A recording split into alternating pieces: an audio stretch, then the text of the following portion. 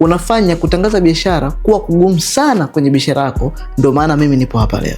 Iko hivi, kufanya marketing ni mchakato, sio miujiza ya siku moja. Unataka leo kuwa umeanza kutangaza biashara yako, ama umetafuta mbinu mbalimbali za kufanya marketing. Kwa mfano labda unafanya sponsored ad, unatengeneza content, unafanya door to door marketing, kwamba unaenda hatua kwa hatua utafuta mteja.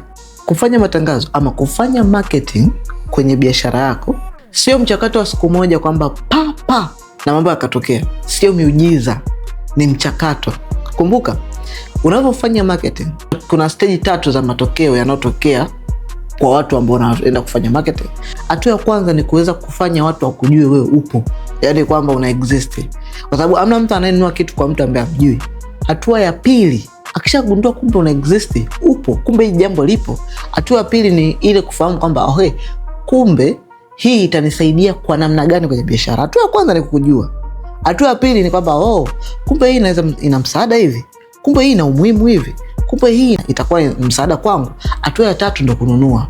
Sasa unachokifanya hapo wewe sasa hivi, unataka kufanya marketing asubuhi, jioni upate pesa kwenye biashara yako. Watu wametumia time, watu wametumia pesa, watu wametumia muda, watu wameruhusu kwanza marketing ifanyike kwa muda ndio wapate wateja. Sasa wewe umeanza leo biashara, unataka kuanza kujilinganisha na watu wako chapter 20, wewe uko chapter 1 ya marketing.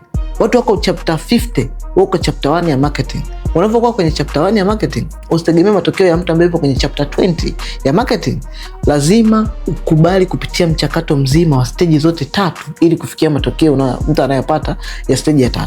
Sasa basi, kama unataka kujifunza ni kwa namna gani marketing inafanyika, namna gani ya kuweza kupata wateja wapya kwenye biashara yako, namna gani ya kuweza kufanya kuwa na patience, namna gani ya kudevelop na kujua sasa hivi nipo stage hii, nitaenda hapa. Comment neno course hapo chini. Nimeandaa course maalum ambayo nimefundisha nini cha kufanya na unaanzaje na njia zipi za kufanya marketing.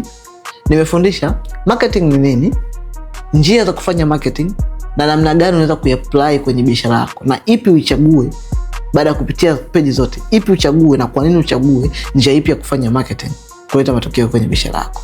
Comment neno course hapo chini, nitakutumia hii course moja kwa moja DM kwako na kuongeza wateja kwenye biashara yako.